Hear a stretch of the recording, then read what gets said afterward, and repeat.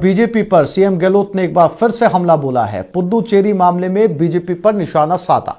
पुडुचेरी में अनैतिक तरीके से कांग्रेस की सरकार गिराई गई है। सत्ता के लिए बीजेपी कुछ भी कर सकती है। बीजेपी ने धन बल से सरकार गिराई है। चुनाव में पुडुचेरी की जनता इनको सबक सिखाएगी। सीएम गहलोत ने ट्वीट कर लिखा है कि पुडुचेरी में अनैतिक तरीके से कांग्रेस सरकार गिराकर बीजेपी ने दिखाया कि वो सत्ता के लिए किसी भी हद तक जा सकते हैं। पहले वहां उपराज्यपाल के माध्यम से शासन चलाने में परेशानियां पैदा की और अब धन बल से सरकार गिरा दी।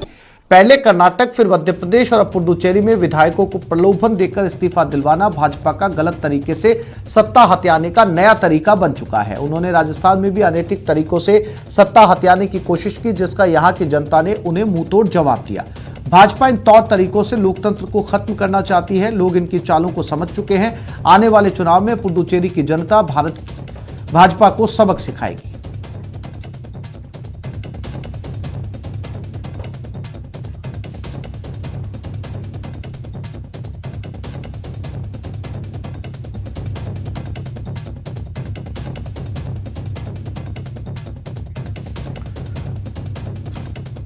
तो मुख्यमंत्री अशोक गहलोत ने ट्वीट किया है पुडुचेरी मामले को लेकर, जहां पर कांग्रेस की सरकार गिर चुकी है। और अशोक गहलोत का कहना है कि बीजेपी ने राजस्थान में भी सरकार को अस्थिर करने की कोशिश की थी, लेकिन नाकाम रही। अगले चुनाव में पुडुचेरी की जनता बीजेपी को सबक सिखाएगी। बीजेपी लगातार सत्ता हथियाने के लिए इस तरीके के काम कर रही है। पहले कर्नाटक, फिर एमपी और अब पुडुचेरी में विधायकों को लालच देकर इस्तीफा दिलवाना भाजपा का गलत तरीके से सत्ता हथियाने का नया तरीका है। उन्होंने राजस्थान में भी अनैतिक तरीकों से सत्ता हथियाने की कोशिश की थी, जिसका यहां की जनता ने उन्हें मुंहतोड़ जवाब दिया।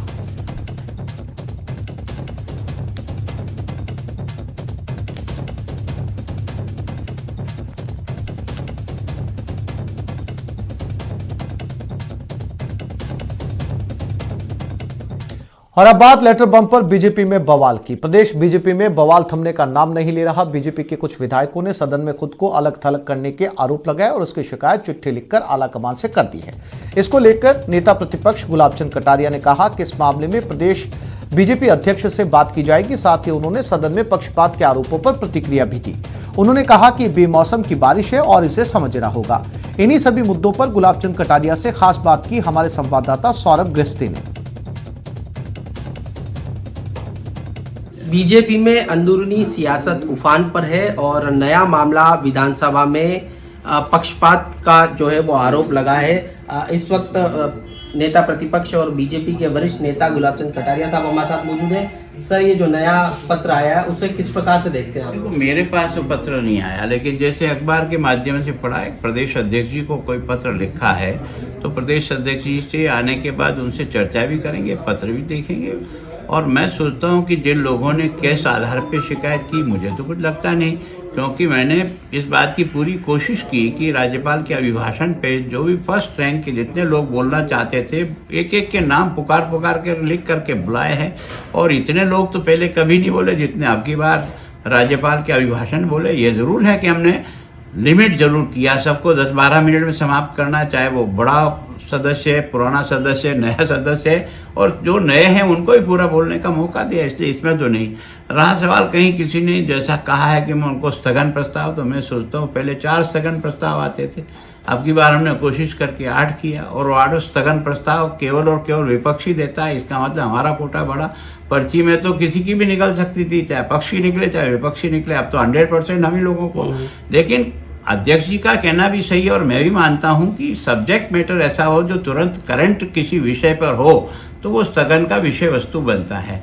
तो वो स्वयं अध्यक्ष जी अपनी तरफ से भी ऐसे अच्छे विषय को कभी नहीं काटते, न कभी कम करते हैं। और हमको भी लगता है किसी का अगर हमको अप्रोच किए कि वैसा ये मेरा ये इम्पोर्टेंट ये विषय है, ये उसका कंटेंट है, मुझे अगर कागज देकर गए तो मैंने कोशिश करके उसको भी जुड़वाया है। तो सर, क्या मतलब आप लोगों से पहले चर्चा नहीं की उन्होंने और सीधे प्रदेश अध्यक्ष को भी लेटर लिख दिया और राष्ट्रीय अध्यक्ष को भी शिकायत कर दी आप लोगों की? देखो, ये जवाब तो वही दे सकते हैं शिकायत करने वाला। मैं तो शिकायत करने वाले की बात को मैं नहीं समझता हूँ कि वो अगर मुझसे कोई बात करेंगे तो मैं उनसे बात करूंगा। बाकी इस विषय में आपको भी अगर पूछना है तो वो ज्यादा अच्छा बता सकते हैं कि उनको दर्द कहाँ है।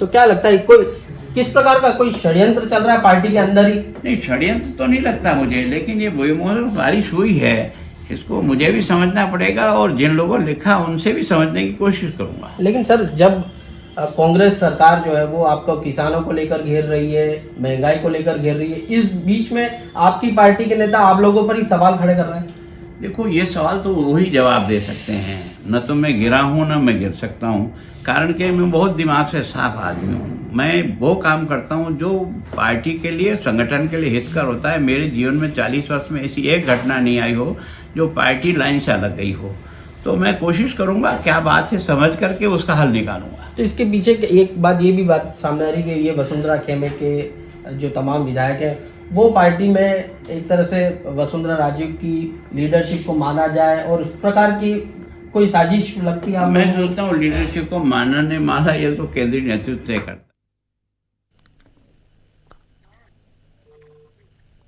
वहीं सदन में मुद्दे उठाने को लेकर पक्षपात के आरोपों पर उपनेता प्रतिपक्ष ने प्रतिक्रिया दी। राजेंद्र राठौड़ ने कहा कि अगर किसी विधायक को विधानसभा की कार्रवाई में भाग लेने में कोई तकलीफ थी तो वो नेता प्रतिपक्ष को कह सकता था। राजेंद्र राठौड़ ने कहा कि हम हर मंगलवार को बीजेपी विधायक दल की बैठक करते हैं और उसी के मुताबिक सदन के में आगे की रणनीति तैयार की जाती है।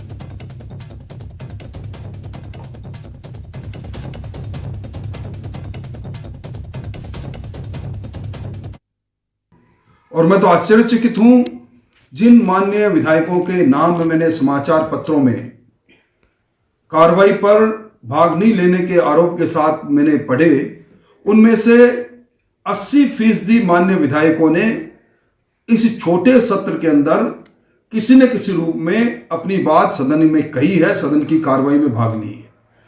अगर वो कोई कहे कि स्थगन प्रस्ताव पर व्यवस्था के बारे में उनमें असंतोष है तो माननीय अध्यक्ष महोदय का प्रोगेटिव है, उनका विशेषाधिकार है और हम उनसे प्रार्थना जरूर कर सकते हैं, पर अध्यक्ष महोदय के अधिकारों पर किसी प्रकार पर हम ये कहकर कम उन अधिकारों का उपयोग कर सकते हैं, एक बिल्कुल संभव नहीं होगा।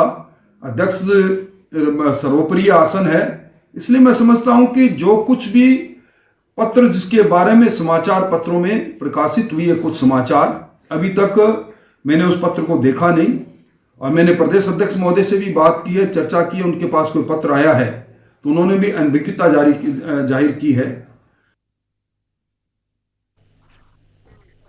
विधानसभा उपचुनाव और किसानों के बीच कृषि कानून को लेकर बीजेपी आज से किसान चौपाल लगा रही है। 5 मार्च तक हर विधानसभा क्षेत्र में पार्टी किसान चौपाल के जरिए किसानों तक कृषि कानून की बात पहुंचाने की रणनीति पर काम करेगी। बीजेपी की किसान चौपाल की रणनीति पर देखिए खास रिपोर्ट।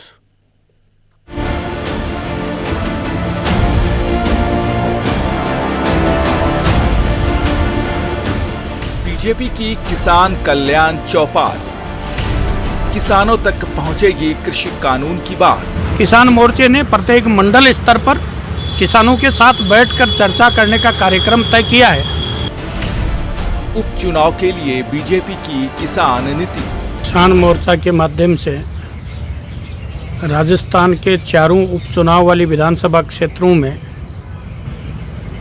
मोर्चे के पदाधिकारियों को अलग अलग दायित्व तय किया है। कृषि कानून के बढ़ते विरोध और पड़ोसी राज्य पंजाब के निकाय चुनाव में बीजेपी को लगे झटके के बाद पार्टी ने राजस्थान के लिए खास प्लान तैयार किया है। दिल्ली में हुए महामंथन में किसानों तक पहुंच बनाने और किसान पंचायत के जरिए कृषि कानून के बारे में जानकारी देने की रणनीति तैयार की गई। पार्टी के 1032 मंडलों में प्रत्येक मंडल में किसानों के साथ बैठकर किसान मोर्चे के कार्यकर्ता इन तीनों बिलों के संबंध में चर्चा करेंगे। उनके जो सुझाव होंगे उन पर भी चर्चा करेंगे। मैं समझता हूं किसान के अहित की कोई बात नहीं है। सीधे तौर पर बीजेपी की ये रणनीति 4 सीटों के लिए होने वाले उपचुनाव को ध्यान में रखकर तैयार की गई है। कि राजस्थान के किसानों ने पंचायत राज चुनाव में किसान भारतीय जनता पार्टी के साथ खड़ा है, ये बात साबित की है। भारतीय जनता पार्टी की नीतियों के कारण, भारतीय जनता पार्टी के शासन में किसानों के लिए किए गए कामों के कारण भारतीय जनता पार्टी के साथ खड़ा है और वो इस उपचुनाव के माध्यम से ये निश्चित रूप से साबित करेगा। किसान आंदोलन को लेकर बीजेपी कांग्रेस पर पहले भी भ्रम फैलाने का आरोप लगाती रही है। बीजेपी की रणनीति अभी भी मोदी सरकार की ओर से किसानों के हित में उठाए गए फैसलों पर फोकस करने की है। किसानों के तीनों कृषि कानून हैं। इन तीनों कृषि कानूनों को लेकर कुछ राजनीतिक दल किसानों में भ्रम पैदा करने का प्रयास कर रहे हैं। किसान के अहित की कोई बात नहीं है, इसके बावजूद भी केंद्र सरकार किसानों की बात को सुनकर किसी भी प्रकार के अमेंडमेंट के लिए भी सदैव अपने दरवाजे खुले रखे हुए हैं। आपको बता दें कि बीजेपी हर विधानसभा क्षेत्र में किसान कल्याण चौपाल करेगी। चौपाल में विधायक समेत इलाके के बड़े नेता शामिल होंगे। इसमें कानून पर भ्रम को खत्म करने की कोशिश की जाएगी। वहीं कृषि कानून में किसान हित पर बीजेपी फोकस करेगी। किसान हित में लिए गए मोदी सरकार के फैसलों को किसानों तक पहुंचाया जाएगा। इसके साथ ही बीजेपी राजस्थान में कर्ज माफी के मुद्दे पर गहलोत सरकार को घेरने की रणनीति भी तैयार करेगी। आपको बता दें कि कृषि कानून के खिलाफ देश भर में किसानों के बीच नाराजगी गहरी होती जा रही है, तो राजस्थान सरकार किसानों के हित में केंद्र सरकार पर हमलावर है। वहीं विधानसभा उपचुनाव को देखते हुए बीजेपी किसानों की नाराजगी से बचना चाहती है। खासकर स्थानीय निकाय चुनाव में कांग्रेस को मिली जीत से भी बीजेपी परेशान है।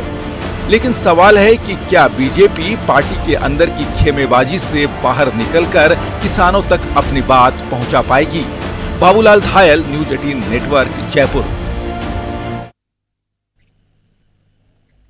और आप सुनते हैं प्रधानमंत्री नरेंद्र मोदी का संबोधन।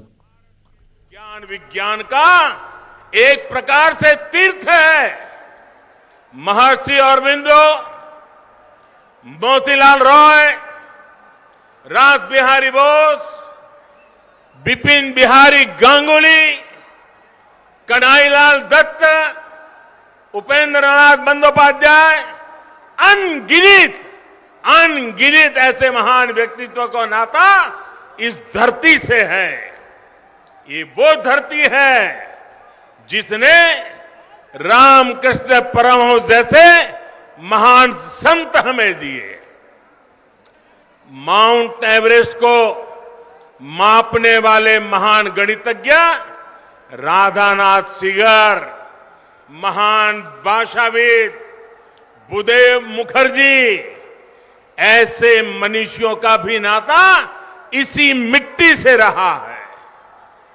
मुझे हैरानी है, इतने वर्षों में जितनी भी सरकारें यहां रही हैं, उन्होंने इस ऐतिहासिक क्षेत्र को, इस पूरे क्षेत्र को अपने हाल पर ही छोड़ दिया।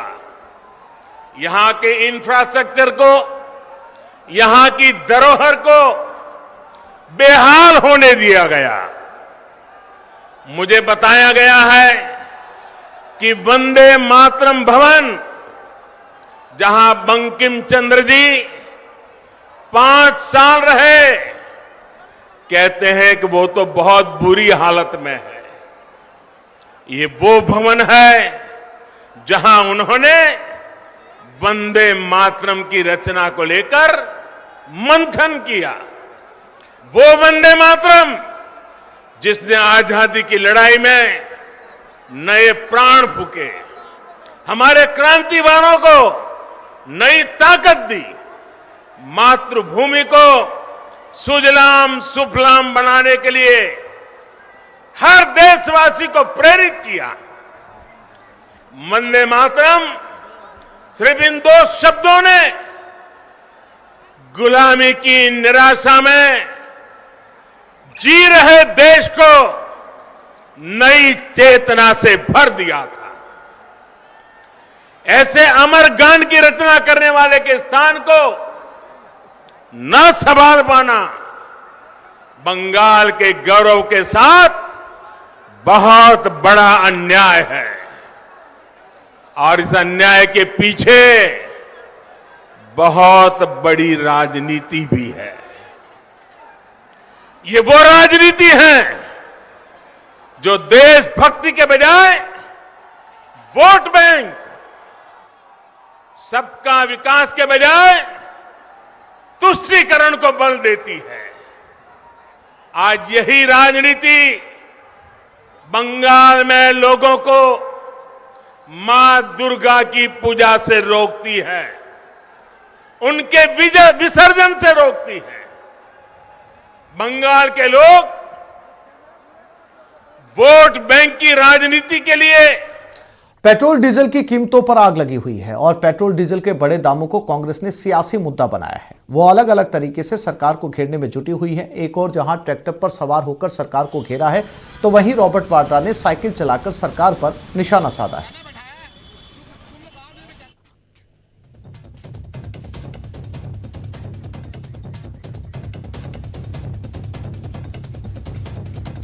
और ब्रेक के बाद बात बेरोजगारों के हक की।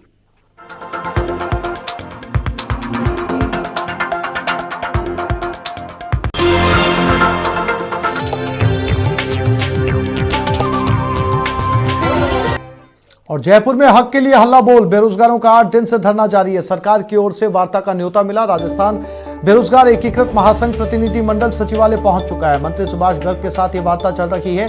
16 सूत्रीय मांगों को लेकर वार्ता की जा रही है।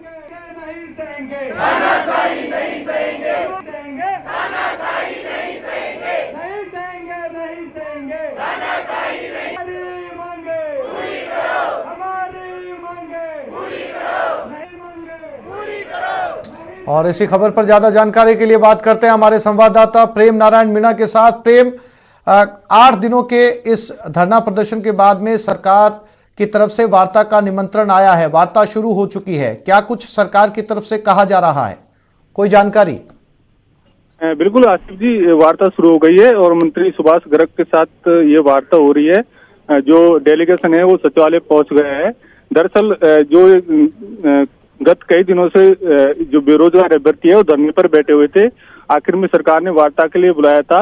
इनकी 16 सूत्रीय मांग है, उनको लेकर ये वार्ता हो रही है। प्रमुख मांग जो है ये कि लंबित भर्ती है उनको समय पर पूरा किया जाए और अन्य जो मांगे हैं उनमें से एक मांग ये भी बताई जा रही है कि कार्मिक विभाग ने जो वैकेंसी निकाली है उन वैकेंसियों को भी जल्दी से जल्दी पूरा किया जाए। फिलहाल ये वार्ता चल रही है। वार्ता में डीओपी सेक्रेटरी हेमंत गेरा और सिद्धार्थ महाजन भी मौजूद है। वार्ता के बाद ही पता चल पाएगा कि सरकार के साथ इस डेलीगेशन की क्या वार्ता हुई है। बिल्कुल प्रेम, नजर बना के रखिए, क्या कुछ अपडेट रहती है समय समय पर आपसे जानकारी लेते रहेंगे। जानकारी के लिए फिलहाल धन्यवाद।